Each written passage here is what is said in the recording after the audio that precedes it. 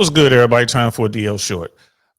You guys know that I've been real busy behind the scenes. I'm helping out some good friends who are setting up a network, and I've been busy, busy, busy. So I haven't really been keeping up on news like I normally do. But I did see this come across my feed. Have you guys heard about the cyber attack that has seriously hurt the American and Canadian automotive industry, bro? Man, this is crazy. Check this out.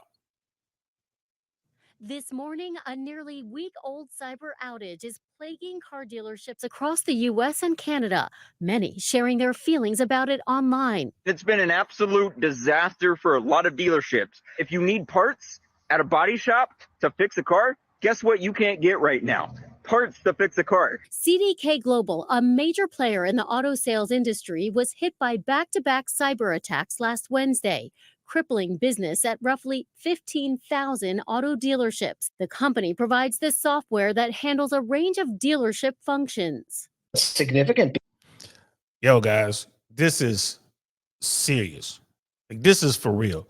All the trouble that the car industry has been having here lately because of the pandemic and then the chip shortage and all the rest of it. And now this, wow, this is major.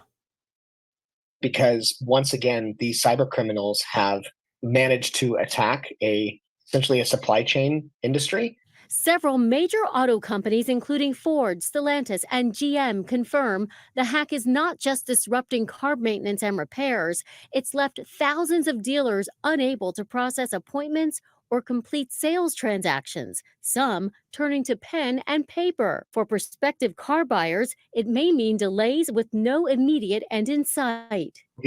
This is crazy. For those of us who take our cars to the dealership, like whatever you're driving, you take it to that dealer from wherever you bought it. Let's say you got a Mercedes, or you got you got yourself a Honda, or you got a Kia, whatever it is, you take it. Because most of us, not most, but people who buy new, they tend to have really good warranties. You want to take your car there.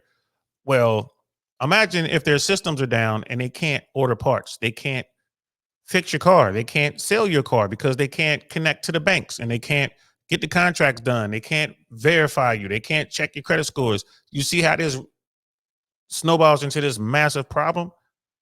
And at a time where the American economy isn't doing that great, this is major.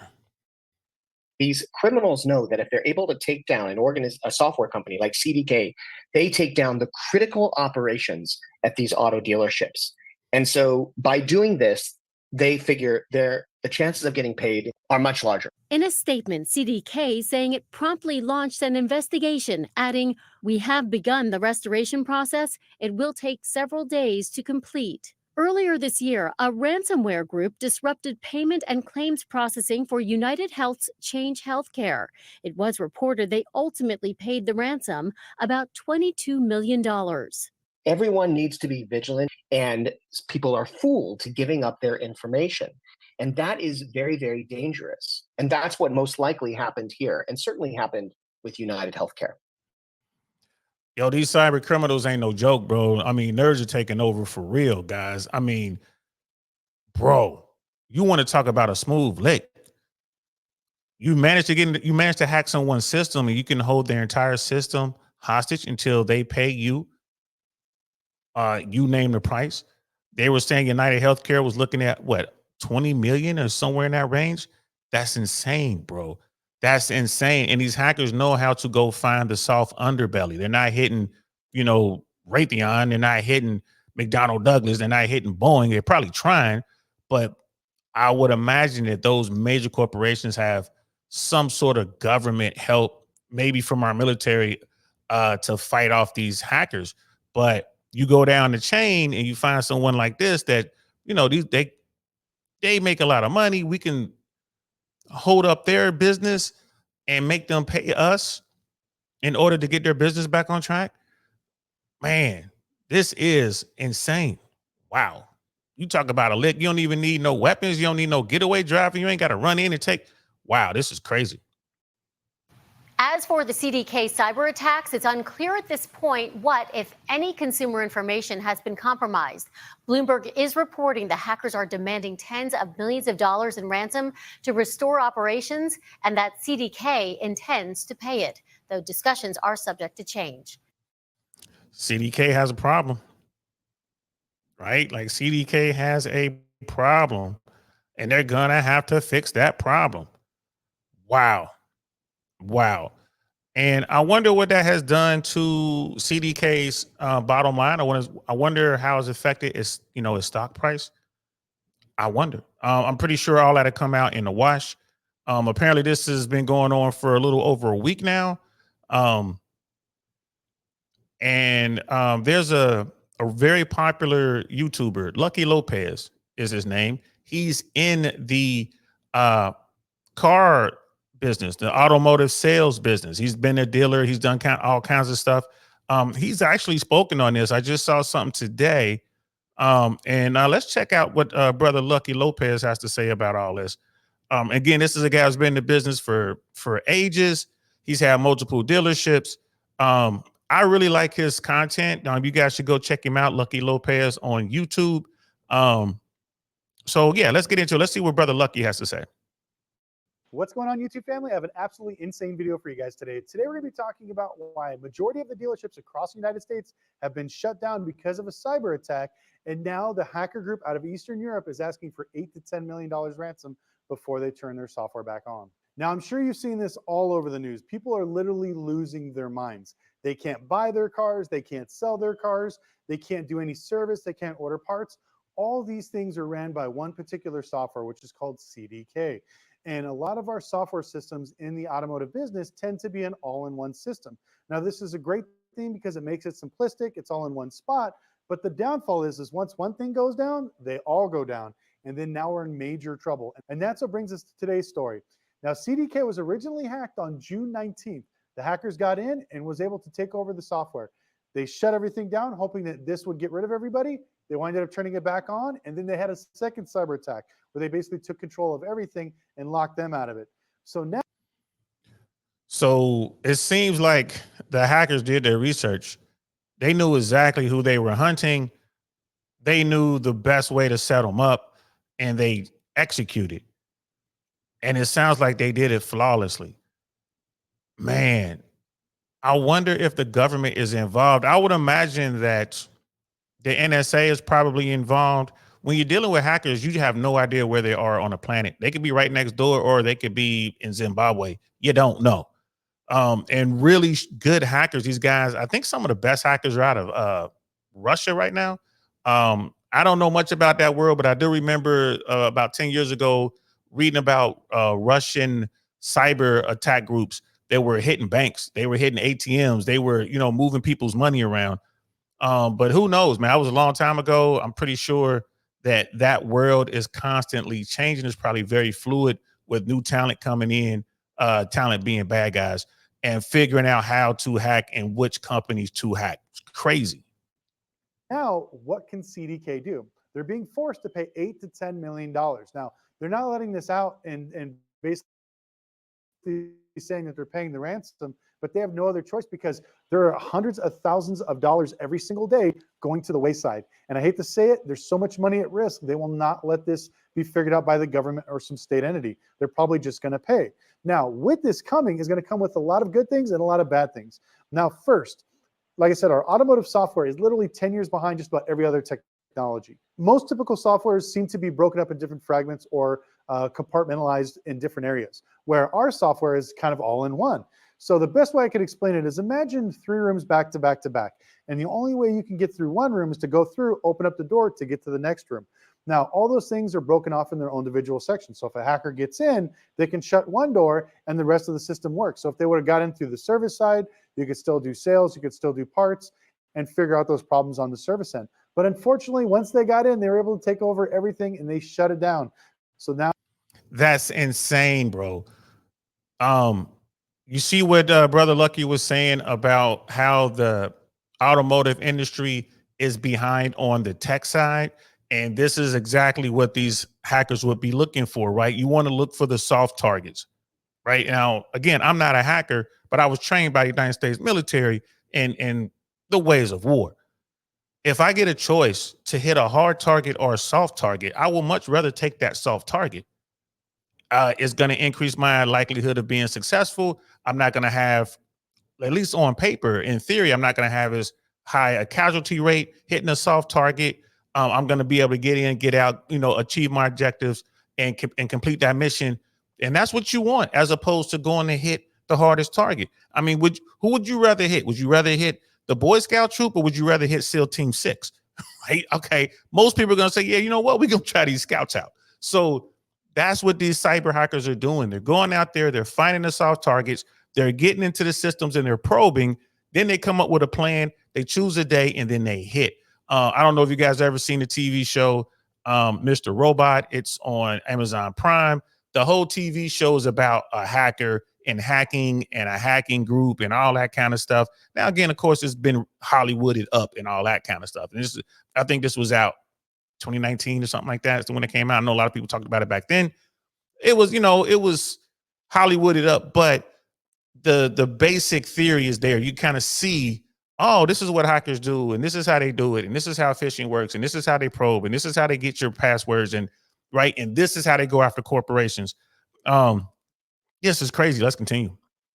Now that's why it leads to dealers not being able to buy cars, to write contracts for financing. They can't do finance and service contracts for if your car was in the service shop. So if you're trying to get your car out of service or take your car into service, there's nothing they can do. And I've seen tons of reports all over the United States of people frustrated that their cars are either fixed or torn apart, and there's nothing they can do because they're all reliant on this one particular software, which is absolutely crazy. Now, as a small independent dealer, we have backup softwares, we have actual manual templates that we can use to continue on deals. Now, I've had power outages here in Vegas. I've lost internet, I've lost power, and we still got to continue on with deals. We had a small generator at my shop. We had what's called an Oki data printer for all you old school people out there. This was an actual typewriter contract printer that would print out a contract, and I could submit that to a bank as a supplemental contract just in case if my power went out.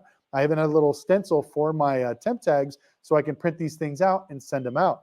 But unfortunately, I thought with these big multi-million-dollar dealerships, they would have some sort of a backup plan if something like this were to happen. Because that's insane. That you see how the major guys don't seem to care. It's all about greed. They don't want to invest in themselves. They want to reap the maximum amount of profit possible, and they're gonna gamble. They don't care. They're taking chances. Trust and believe that these major dealerships, they knew the risk. Whereas someone like Lucky, he's just trying to get a business off the ground. He's independent. He has all kind of backups. I got to make sure this deal is done. I need to make sure that I can get everything the bank needs, because more than likely people aren't walking in with $65,000 cash to buy a car, right? And even if they do, you still got to write up the contract. So if your computers go down, they got the old school printer, the and that thing comes out, they rip it apart, they have you sign here, initial here, and here. They do all that. Well, that's just the backup. And they can submit that if all else fails here. So the deal is still going to go through. And then the party said about your car being in service. I got a family member right now whose car's been in the shop for a minute. And I wonder if this has something to do with it, because your car can be sitting there with the engine torn apart or the seats pulled out or whatever. And they're waiting on a part that they can't get because the system is down. And if they can't get in and use their system to order the part or whatever, or even if they go get the part themselves from another store, bring it over, put it on the car, they can't bill you. They can't put in the system what was done because everything is run through this one system. I guess CDK was like, the go-to brand in that world, and they've been hacked. So yeah, CDK is going to pay some bread. And I guess the number is around 10 million, but it's probably 3 to 4 times that. They just don't want to tell the truth how much money they actually paid. Wow. Believe it or not, losing the internet, losing your power, stuff like this happens quite often. So how did they not see this coming, and how did they not have a backup plan? That's the thing that shocks me the most, where I see dealers on a lot of dealer groups literally screaming from the heavens, talking they're going to sue CDK, and they're trying to set up somebody else's software, and to transition from one company to another sometimes takes days, weeks, if not months to be fully trained. So it's not that simple to go from one software to another. And this is where we fall into the dilemma of the automotive industry being so ass backwards when it comes to technologies, when it comes to processes and procedures. I can't explain it. If you work at a dealership, you know exactly what I'm talking about. They literally don't have contingencies for shit, and it absolutely blows my mind. So now dealerships across the United States are losing millions of dollars having to wait for these guys to pay the ransom. Now, unfortunately, they said that they were going to be back up in a few days. A few days led to a week, and now they just made the announcement right before I made this video that they are not going to be open until probably the end of the month. Now, cyber experts have been all over the news talking about how they don't believe they're going to be open till the end of July, because even after they pay the ransom and they get the site over, they have to plug all the holes basically of where these cyber attacks came from, and that's going to take weeks, if not months, to do. So realistically speaking, they're not going to be able to get back to full capacity and get up and running until the end of July. Today's June 26th. So we got to wait till the end of July. And Lucky's about to talk about this, man. It doesn't just include being able to sell a car, being able to sell a warranty package. This includes pay. This includes getting your commission. This includes getting your hourly rate. This includes being paid as a mechanic, being paid as management. Could you imagine your boss looking at you saying, I need you to come to work, but I'm not going to be able to pay you until probably the end of July? How's that work? And how is this going to affect the economy? What's going to happen with these jobs? Right? The automotive industry is massive, bro. And this trickles down or trickles up, however you want to put it, because this is going to affect new cars being sent from the manufacturer to these dealers. The dealers are probably going to say, hold on. Don't send us these cars because we have this issue over here. So if they lose a month and a half, 2 months, bro, that's going to, like you said, it's going to be millions, probably tens of millions of dollars that's all jacked up because the dealerships, the major dealerships didn't have a contingency plan for this sort of thing. Wow. They pay somebody really good and a company to do this. So if we're thinking the same way these cyber experts are talking about, we're talking, another 45 days before some of these dealerships are back open again. And we're talking hundreds of thousands, if not $1 million a day lost. Who's going to pay for this? I know a bunch of dealerships are going to sue CDK, which is unfortunate. It's not their fault. They got hacked, and I know a lot of people right now are probably like cheering on the hackers because they took down a bunch of dealerships. But you have to remember, a lot of people's livelihood depends on this, not only for the software company, but as well as the dealership. So this is going to affect a lot of people. Now, what is this going to affect the dealerships moving forward? I think this is kind of a good thing because it's going to open up dealerships' eyes to safety regulations, processes, and procedures. Because like I said, a lot of dealerships are 10 years backwards when it comes to technology. And when it comes to processes and procedures, they have nothing lined up for oh shit or worst case scenario. So this opened a lot of people's eyes. Same thing happened back when COVID first hit. When COVID hit, I remember I was just sold my dealership and we were transferring it over, and we had to figure out, a lot of the banks closed, a lot of the parts companies closed, automotive dealerships and repair shops were considered essential. So we were open, trying to still fix cars, sell cars, and take care of customers, but we had nobody on the back end of the phone. We were calling for whatever parts or information or deals. Everybody was gone. Everybody was stuck at home. So that was a completely different learning curve. But we were able to make it through that with basically just time, effort, and some of the procedures we set up ahead of time just to make sure that we didn't have those problems. And so here we are with another one that's going to have ripple effects all across the automotive industry. So if you're looking at buying a car right now, I would probably suggest waiting a little bit just to let the dust die down and let all this stuff go by. Or if you're ready to go, you have cash in your pocket and you see blood in the water and you want to try to take advantage of one of these things, you probably can, because I just talked to another dealer. They haven't sold a car in over a week. And for a franchise store, that's really bad. They usually sell anywhere from 20 to 50 cars per day. So they're freaking out right now. They want to move metal. So, wow, you heard it there first from Lucky. If you got the cash money, you could probably get you an excellent deal on a car. You might be able to get it at their cost, bro. That's what he's talking about, is blood in the water. Go ahead. Because here's the thing. You're not going to be able to do the paperwork anyway, no matter how bad they want to sell the car to you. If their systems are down, they can't get the processes in place and whatever, they can't move the car. So if you come in there and say, hey, man, I got cash money, you know, you might be able to work something out and just say, but I'm only going to do it if I get this price. And the dealers is losing, you know, tens of thousands of dollars a day, hundreds of thousands of dollars a day, possibly, depending on how big the dealership is. They're going to have to weigh that out. Well, look, I can get a guaranteed sale, but I'm, you know, I'm only going to sell this car for what I pay for it. At least I can move it. Or I can sit back and wait a month and a half until this is all sorted out and this person comes back. But there's no guarantee that that person is going to come back to you. That person might go to the guy across the street. So, man, this is crazy. I'm going to pin both these videos in the description below, man, so you guys can check it out if you haven't, you know, heard about this thing. It'll be easy for you just to click on it and watch the rest of it. Lucky Lopez is a real good YouTuber. I suggest you guys check him out. He has some really good insights on how the car business works and how, you know, how car automotive sales works. Definitely give him a, you know, I mean, give him a like and subscribe over there. I appreciate you guys rocking with me. I don't know how I feel about this, bro. I don't know if I'm for the hackers bringing down the dealerships, because here's the thing. They're not really messing with the 1%, are they?